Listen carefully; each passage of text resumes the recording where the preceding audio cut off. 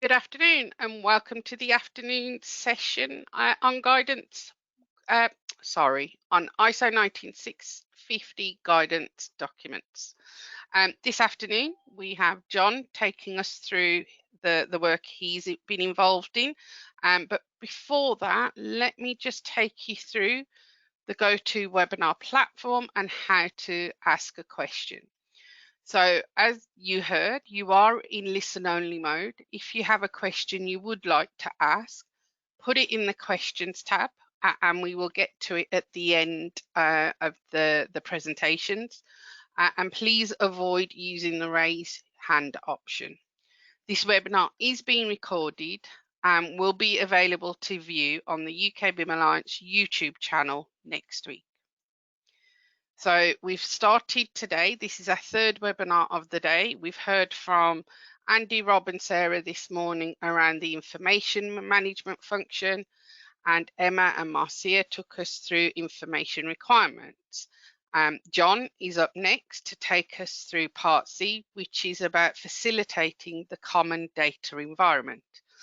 Before we get to that, I want to play a quick video which has been created by Sarah and David about the guidance and the work that's being done. After that, we'll come straight back to John and he will share his presentation. So let's go with the video.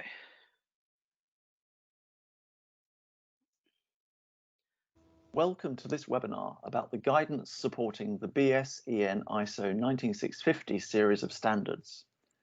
The UK BIM Framework is supported by BSI, CDBB and the UK BIM Alliance.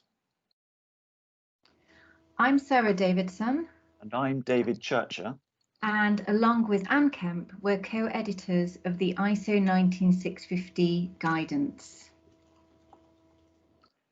The guidance is supported by a group of dedicated individuals who give their time and expertise for free. These individuals might be authoring or providing feedback on the content. And you can see that David, Anne and I work alongside them in the management, editing and publication of the guidance. We also work closely with CDBB, who lead on the presentation of the guidance. The ISO 19650 series currently comprises Part 1, 2, 3 and 5. Part 1 covers the overall concepts of information management using BIM. Part 2 is specific to the delivery phase, design and construction of assets, and Part 3 covers the operational phase. Part 5 sets the requirements for the adoption of a security-minded approach to information management as a whole. ISO 19650 Part 4 is currently under development, and it's due to be released hopefully in early 2022.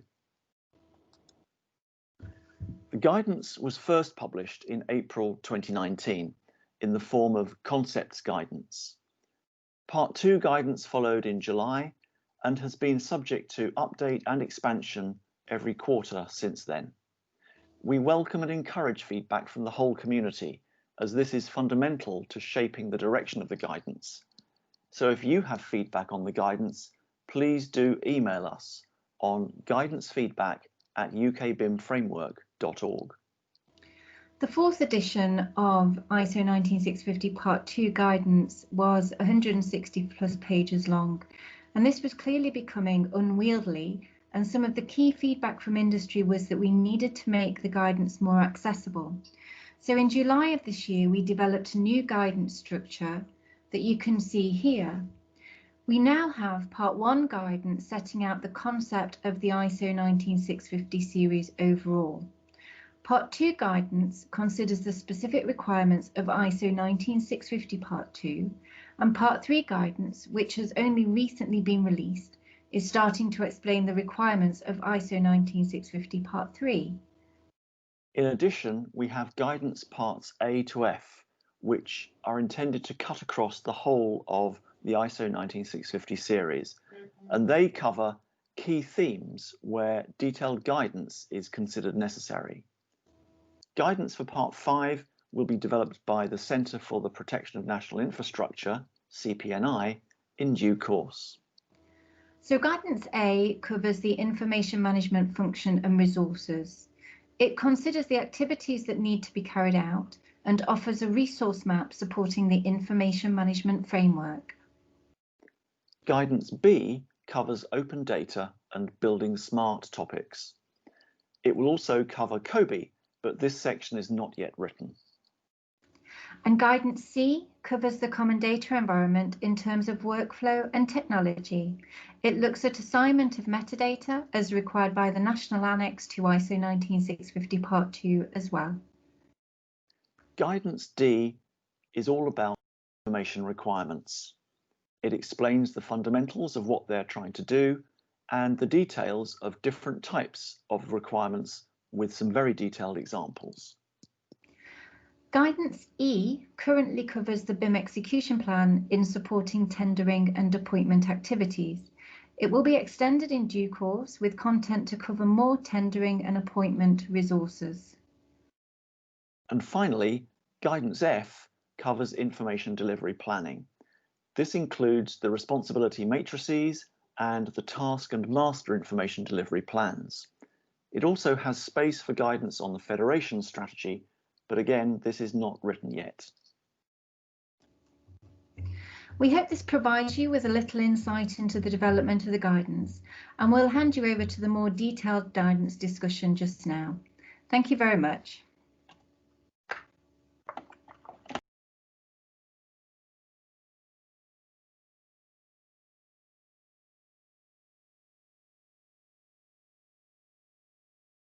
Okay, is that me on, Pam? It is, yep, all yours. Excellent. We just move the little window that's getting in the way.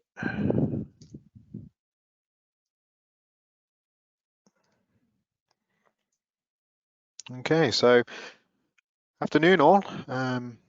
For those of you who don't know me, my name is John. I am the business lead for the BIM and digital delivery at Galliford Try, major construction contractor and specialist service provider. So I've been in the industry now for, it's a little over 15 years, and I've been involved in various BSI, BRE, ISO, and now the UK BIM Alliance groups, almost from day one. One of my very first projects, which was contributing to BS 1190-2007 as part of Avanti, was where I started to get involved when I joined the industry. So I've had a colourful, if not painful, career in this area, and it does keep you up at night. So I think I'm aging faster than I should be. So the presentation that I want to go over today is I want to focus on a little bit on the UK BIM framework guidance as a whole, a bit more beyond what you've just seen in the presentation, a little bit more in depth. I want to explain the decision around why we decided to develop it. Then I'll focus on this area, which is the objectives of the CDE guidance, so the presentation today, and what we achieved with that guidance. So in collaboration between the British Standards Institute, Centre of Digital Built Britain, and various voluntary industry consultants and practitioners that form part of the UK BIM Alliance, a vast amount of literature and other forms of guidance material have been developed over the period of 2 years now, since ISO 9650 Part 1 and Part 2 were released. As you can see, it's broken up into those various individual guidance resources that have just been presented. Part 1 covering the concepts, Part 2 going into that real granular detail on each of the topic areas. Now, the detail in question is the detail defined in the UK BIM Framework standards that the UK has decided to adopt, and I'll cover that shortly. Today's presentation by myself is on the common data environment, a piece that myself, on behalf of Galliford Try, volunteered to develop to try and help in the expansion of the understanding of the common data environment concept, along with the working principles that govern its implementation and management on projects.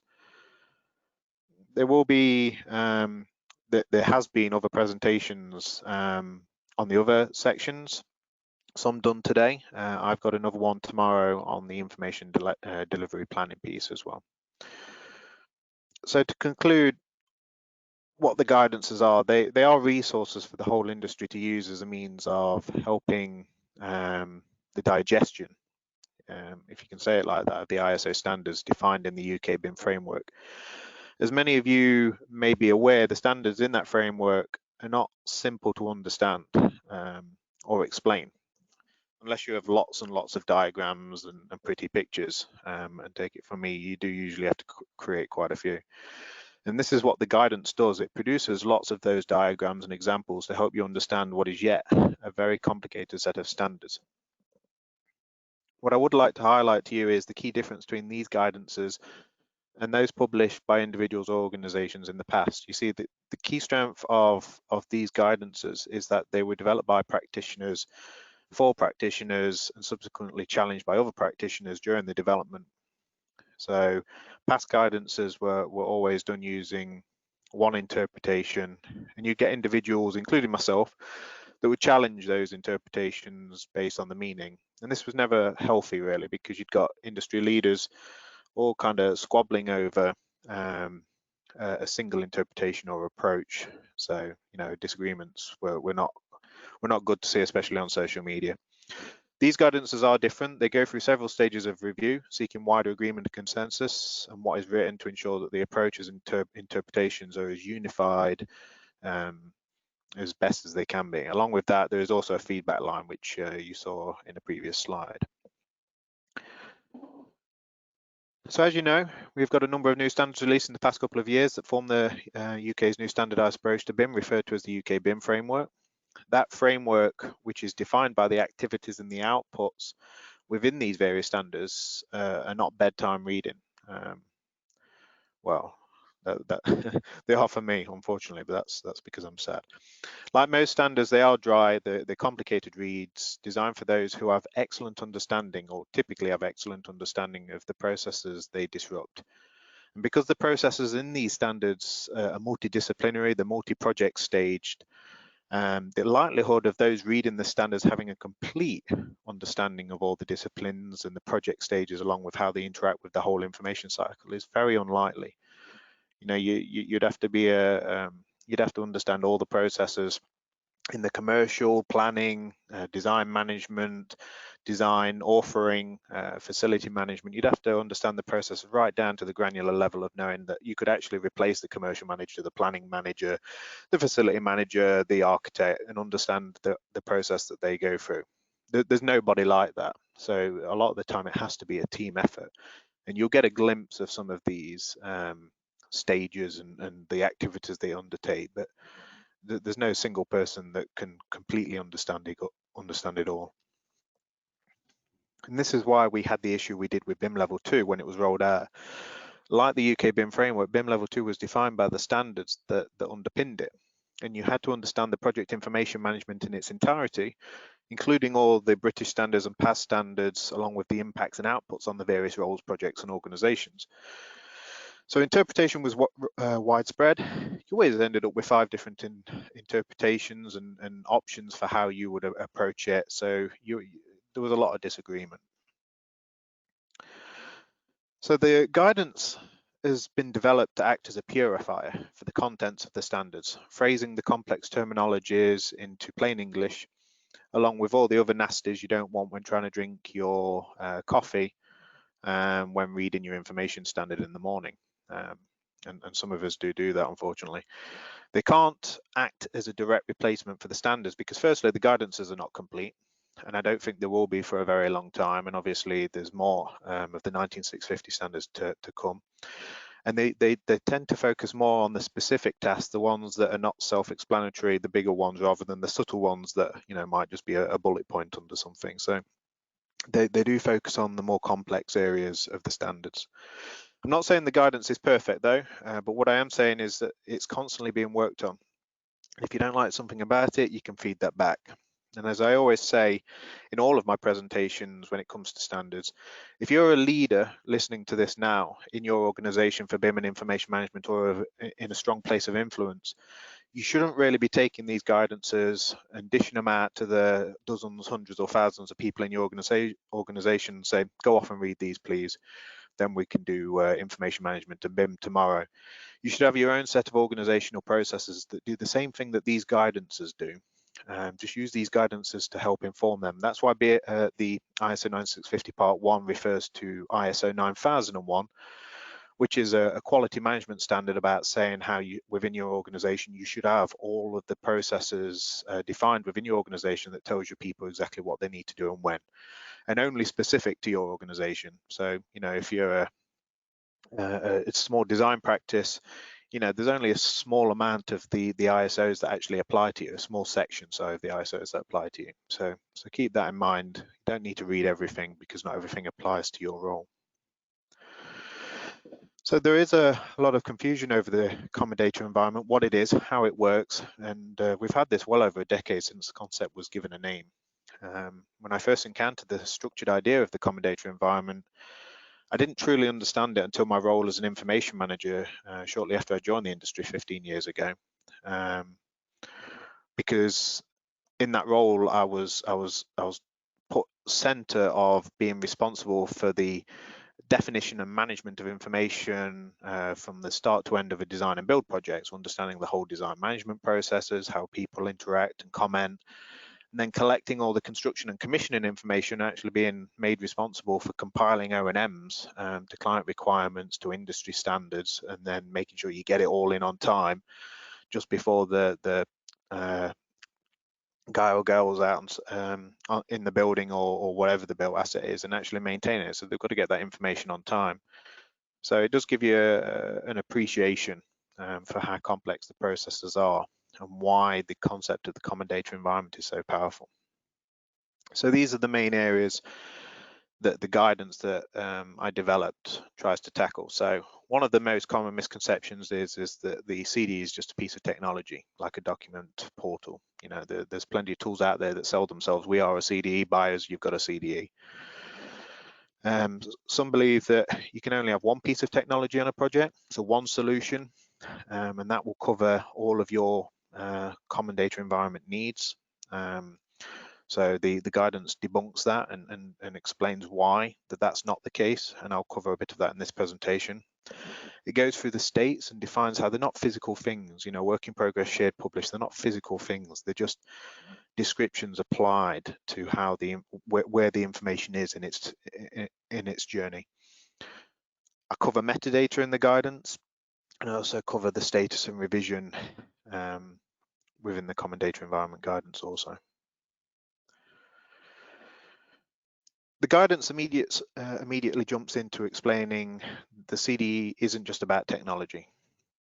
So the ISO 9650 explains that the CDE is both a combination of workflows and technology solutions.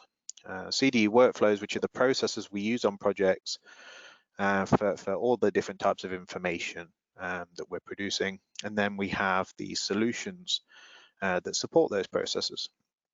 The key message is, just because you have a piece of technology, perhaps sold to you as a CDE, doesn't make it so. You can have the best solution or technology that money can buy, but if you don't have a clear process in place for managing how that information is developed and exchanged along with all the necessary sign-off gates and archiving procedures, then you don't have a CDE, you just have a very expensive piece of technology and a lot of chaos and risk.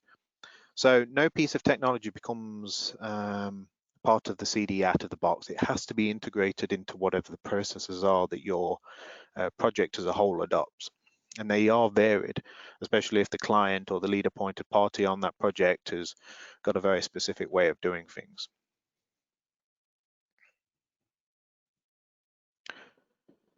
So you may hear that there can only be one CDE solution, one common data environment solution, a single piece of technology that everyone uses on a project. That could be like a document management tool. And that will work across all the stages and all the states of the information's development.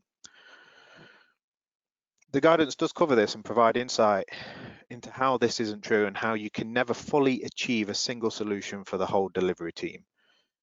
A workflow for how a single information container, let's say a drawing or document, is developed is provided as an example in the guidance, showing how different solutions interact just in the workflow for this single piece of information, a document or drawing. Take a report, for example. Let's say a contracted surveyor is typing up a ground survey report on his computer in Microsoft Word. Whilst they are working on that document, in terms of states, this is classed as work in progress. And the document is likely contained or linked to OneDrive. So, if they're using the latest version of Word, it's got links to OneDrive, and this enables synchronous backups to something called SharePoint. Now, the person typing up that report probably doesn't know this is happening. This has been set up by their ICT team. They know that OneDrive is keeping a constant backup of that work in progress information and syncing it into the cloud. He or she may then share that information with their line manager, for some kind of final review via OneDrive, or maybe by a shared network drive, or as most of us know, by email. But all of this is within their own organization before sharing. So it's considered as work in progress. They've not shared it out anywhere yet. So it's very rare that surveyor, or the many dozens of small contractors or individuals on a project, will throw away their entire ICT business process for managing work in progress, just because somebody's come along and say, actually, when you go to create that Word document, go to our document management tool, click on create new Word document, and type in there, and have complete faith that tool, whatever it is definitely backing up, and that 2 hours down the line when they go to close it, there's a big pop-up message saying error, file information lost, and they've just lost the last 2 hours of work. It just doesn't happen.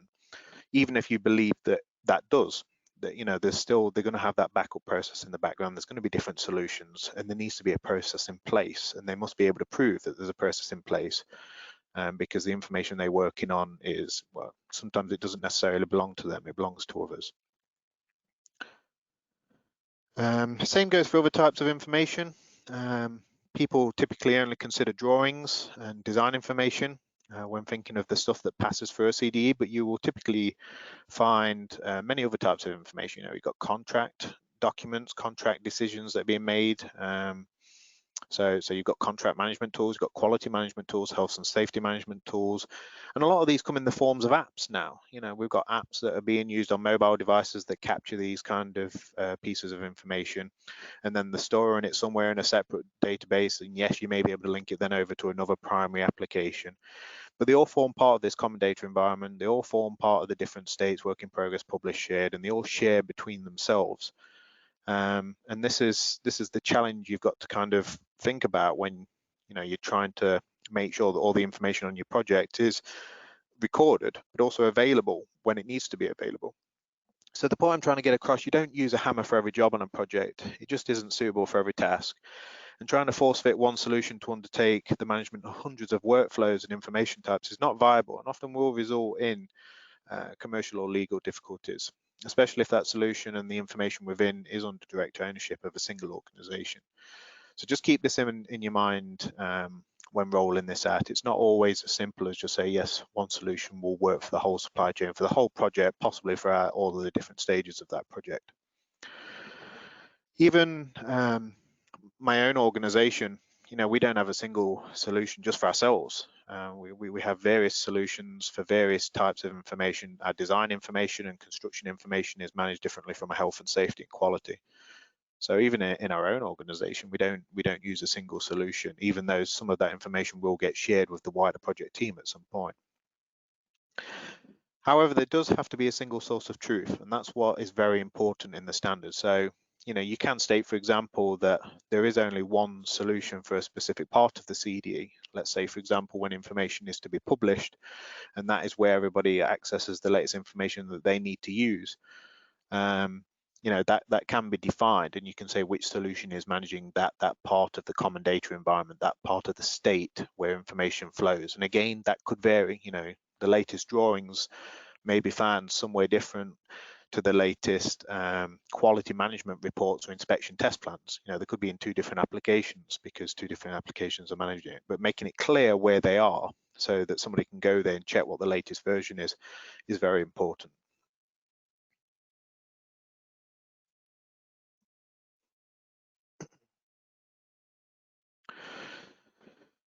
So now it comes to states. So there has been discussion over the states. People have been trying to understand them for quite a while. The guidance does cover this in more detail. What I tried to do was to explain how the states are part of everything we do, and most of the time you don't even realize it.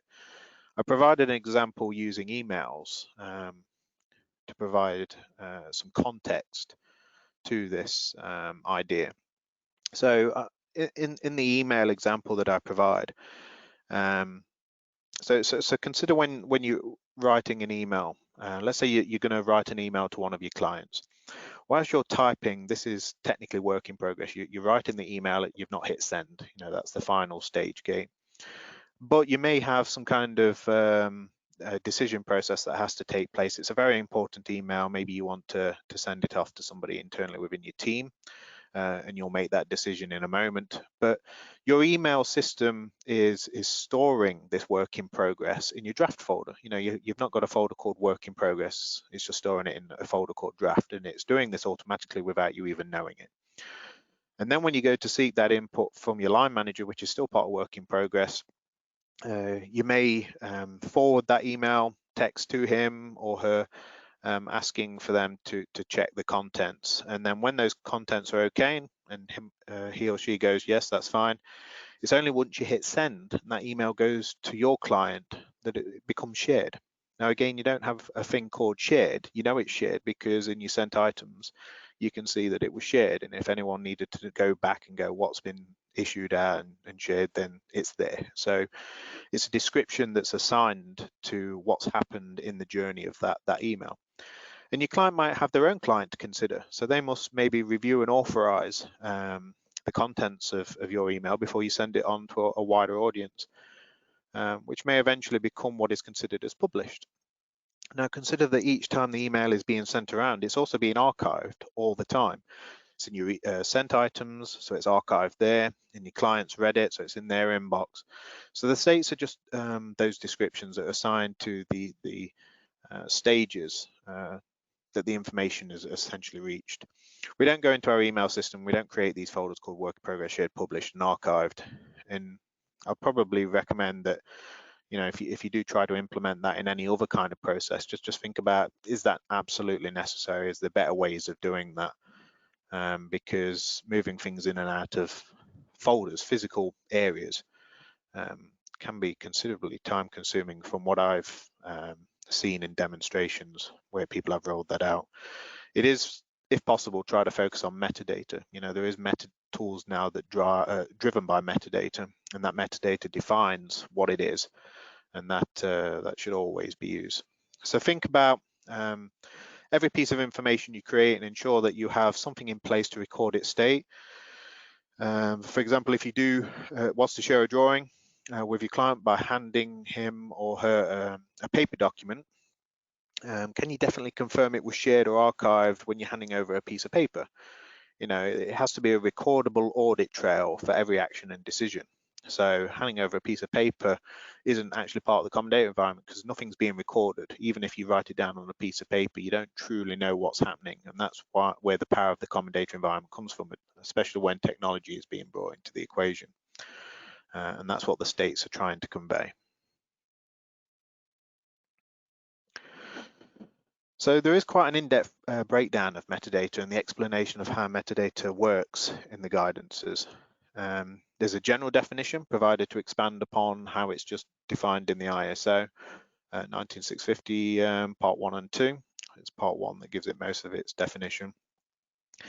There's also an example of how metadata assignments in a CDE solution may apply. That contains both the mandatory assignments defined by ISO 9650 and additional metadata agreed to be assigned by the project.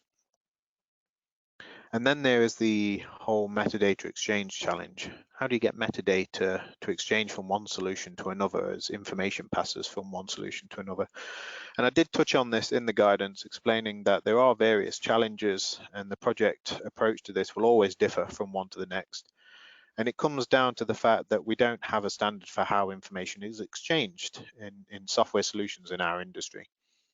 I go back to emails, and I use emails as an example because everybody uses emails, so they understand that kind of general concept. But I explain how metadata is managed universally between all the different email management solutions out there and all the different brands. because there is a standard exchange protocol that emails operate upon. And in that exchange protocol, it allows for various types of information to get from one solution to the next with complete ease. You don't even know it's happening or how it's happening, it just happens. But there's absolutely nothing for our industry, not really, not that's standardized that every solution can buy up to. However, there is work going on in the background that may help to change this. One is focusing on API integration. So there's a few groups now that are looking at APIs. Now, there's still quite a bit of work to be done there, but it is ongoing. And maybe in the future, the guidances will touch upon that when that work completes. There's also some other work that's going on around standardized information payloads. So it's kind of coming up with a file format and schema for how you can send multiple files from one solution to another using some kind of schema-based transaction, so that when you say, I want to send, these 10 documents out to that organization over there, it will package it up in a way that another system can read and unpackage it or automatically. And the only thing you've got to control is just issuing that single payload of information. But again, these are all work in progress. Time will tell to see if they will actually work and change the way that we exchange information currently, which unfortunately is a very human-based manual process, adding a lot of administrative burden.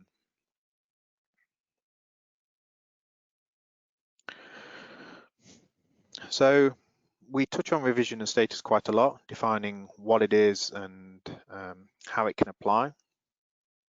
Revisions, for example, is defined very well, I believe, in the standard. We've had a lot of good feedback on this, providing examples of how the revision system in the National Annex can be applied throughout the different states. It is discussed in the guidance that sometimes you don't need to apply the standard in the way that it kind of recommends. For example, like the work in progress versioning system. If your tool already provides a solution for this, then why wouldn't you use it? For example, in our organization, and we don't really create design documents and stuff, but we do create word-based, text-based documents. We use Office 365. It's linked to OneDrive, and OneDrive links to something called SharePoint. And SharePoint creates a complete audit history of every version while we're working on it. So if I'm working on a document over 4 days and I hit, I don't hit save, it saves it automatically. If I go into SharePoint, I can access all past 60 versions that I've been working on over that period of time, and it has a management process for work in progress. So there's a lot of authoring tools out there for designers to use as well that also do that are able to record version control during the work in progress state. But what the guidance does make clear is obviously when you share that outside of your particular tool that's managing work in progress, you have to consider revision control metadata that's assigned so other solutions can use that, and also people can read it and understand that, what revision is this rather than the version that you're working on at any given moment. Status codes. Status has always been a challenge, I think, for the industry to understand. A lot of the time, I think it's the terminologies and the mixing up of terminologies that we use in our industry. For me, it's been the most simple because status, as in the suitability of information, refers to what you can and can't use the information for. So if you share some information for comment, which might be given a status code, specific metadata code of S3, which just represents the issued for comment, then it's telling the recipient only review it and comment on it. If you go out buying materials or building from that, then you have taken the personal decision to do that at your risk, and the author's not liable for that. So it's essentially just saying it's suitable for something. I'm telling you what it is. There's a status code that goes along with it, and the status code is just the abbreviation that you can assign as metadata in a common data environment. It should be clear, so don't use it for something it's not intended for. Don't go and build from it. But many do struggle to visualize how status codes work in a progressive and iterative workflow, where information keeps being revised and developed. You can issue a drawing for review and comment, get rejected, gets issued for review and comment again. It could end up doing that 15 times, especially if the author is not very capable. But I'm not saying any more on that. An example of a workflow and how the status codes are contained in the guidance. So there is an iterative process illustrated in that guidance.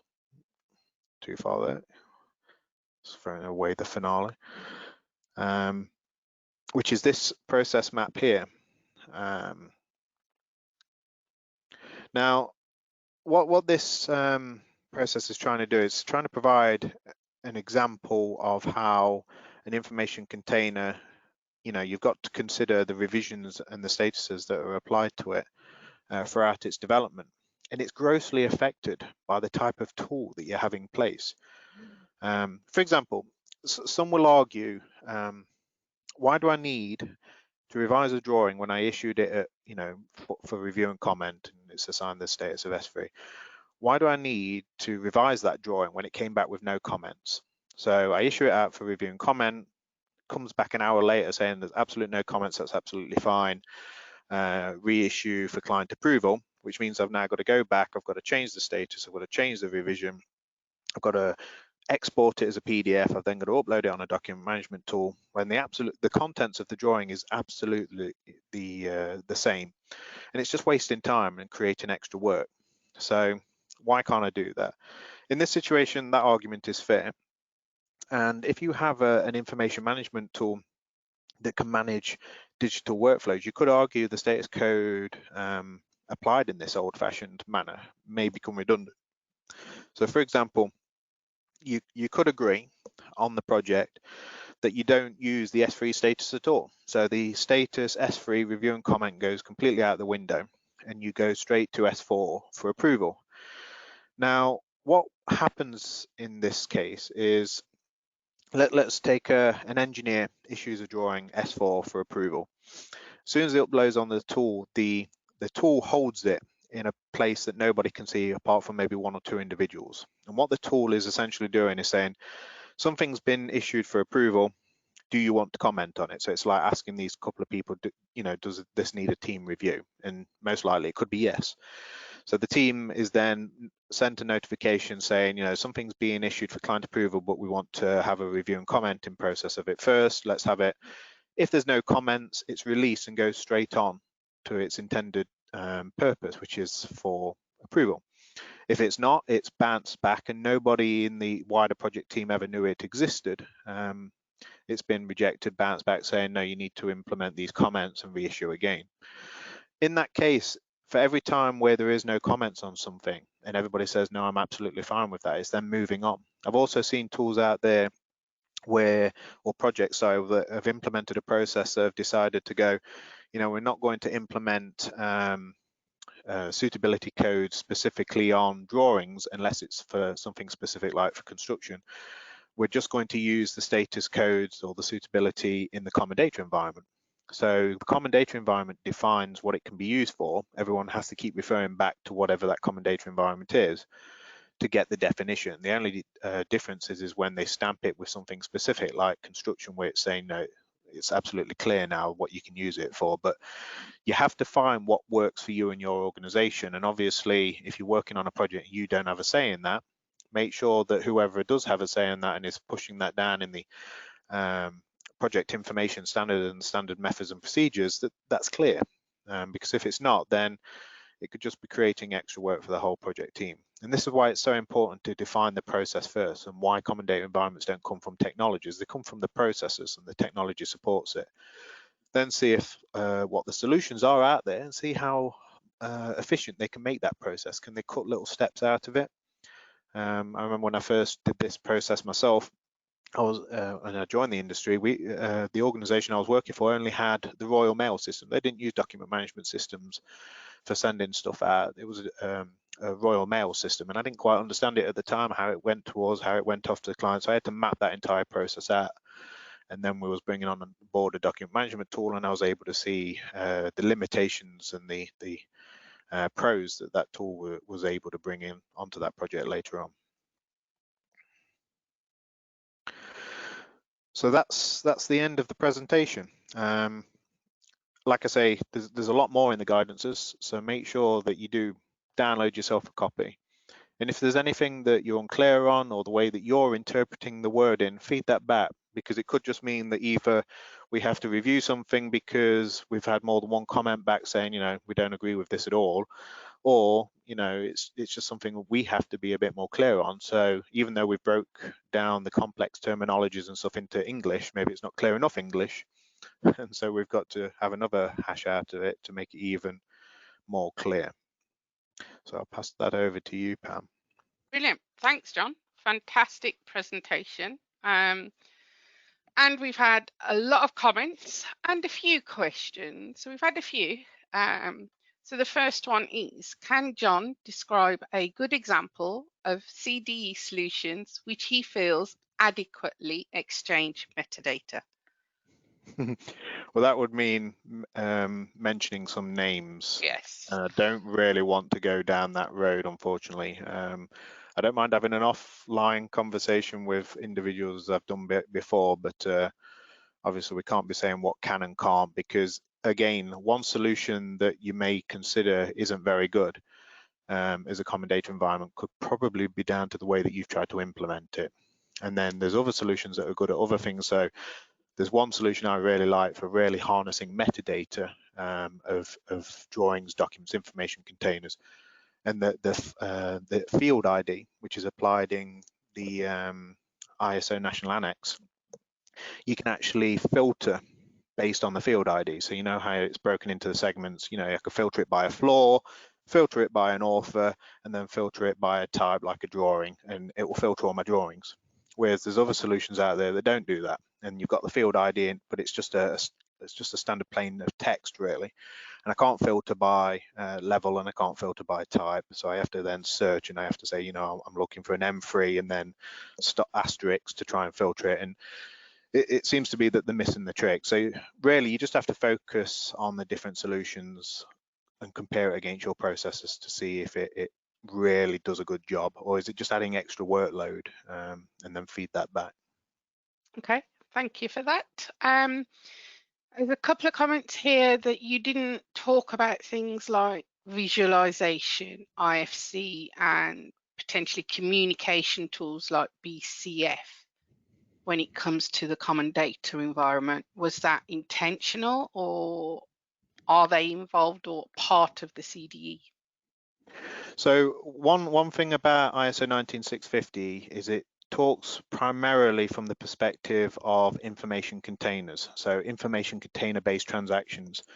There is the whole wider discussion about information containers within information containers. So let's say if you do have a model file, which is an information container, you share model files, which is what ISO 19650 Part 2 talks about. It talks about how you share that model file and it needs to go through a review process or whatever.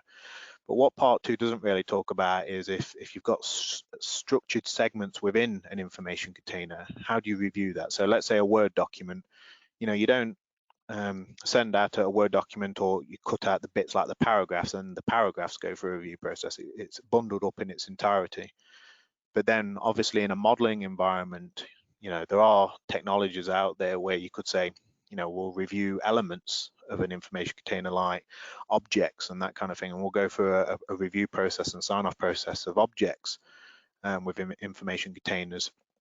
That is a bit of a challenge to explain in the guidance, because ISO 9650 Part 2 doesn't really cover that extent. It covers everything as contained information container-based transactions.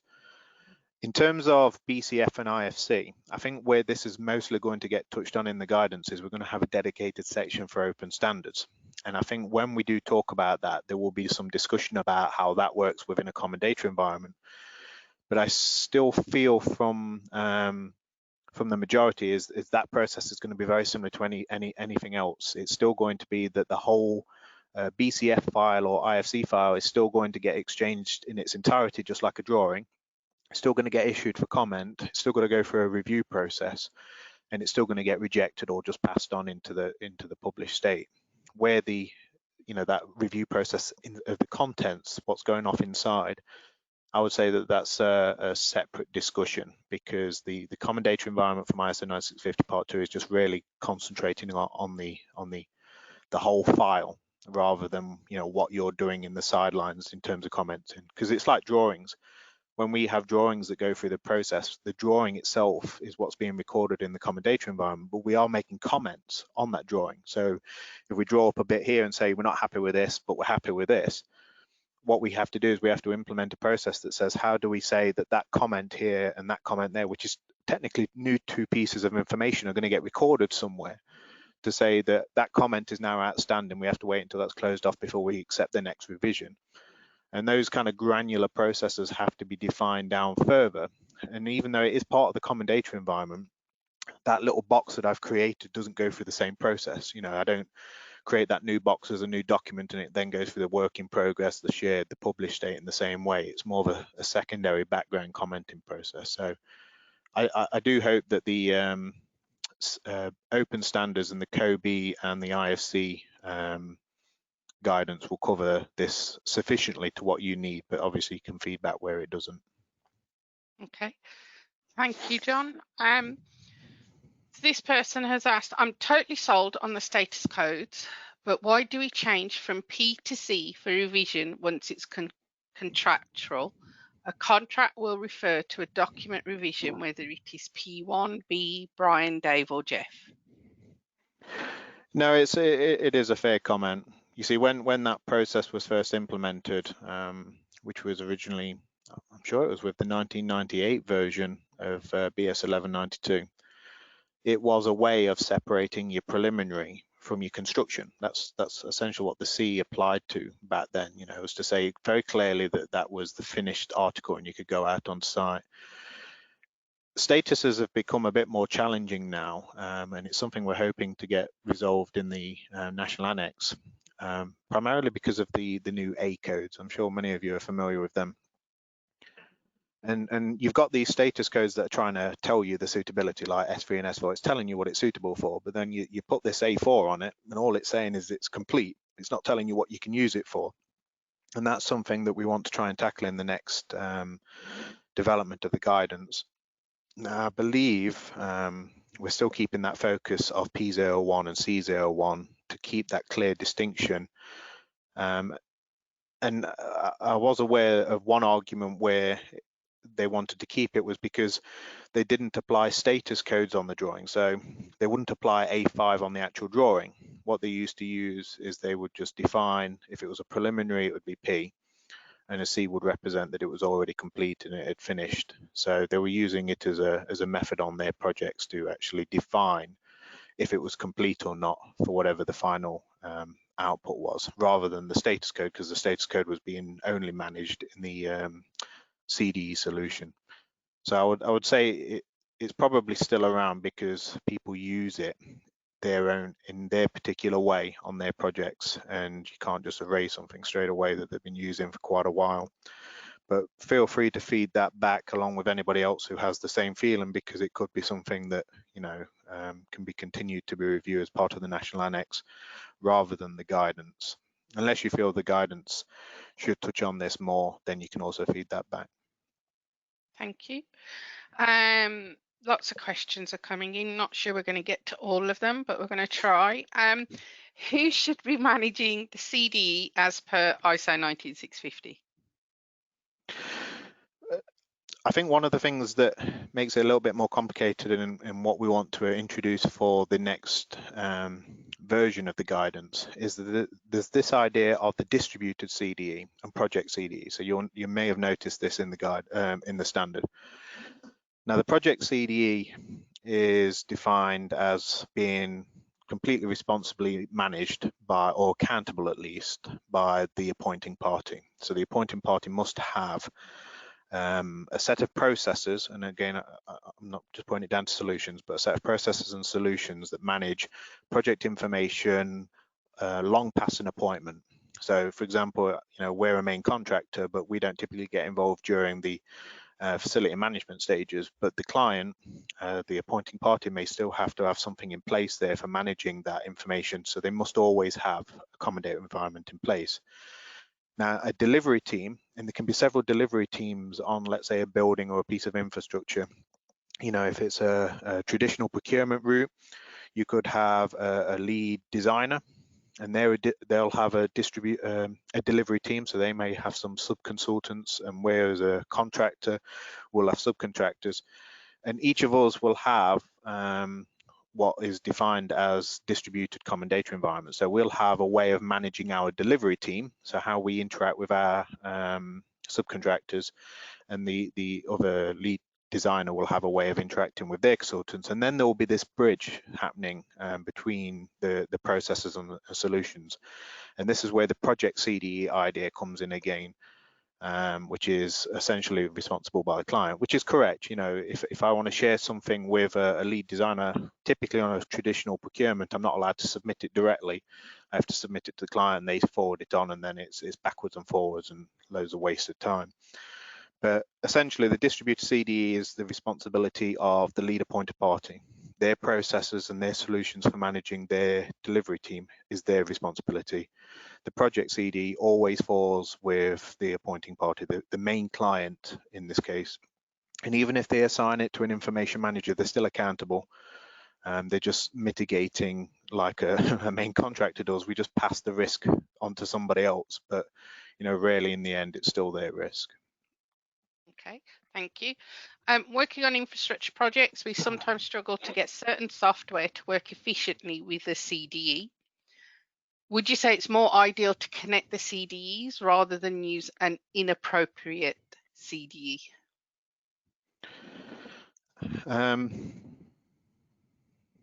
It's a bit, again, what I'd always recommend when you're asking these questions or you're talking about, always say, is it a CDE workflow you're referring to, or CDE solution? Because the CDE got mentioned quite a few times there. It is true, there's a lot of CDE solutions out there that are not always fit for purpose, especially the purpose if you've got one clearly defined. However, having some involvement with the infrastructure side of the business myself, I do find that the biggest fall down is usually process.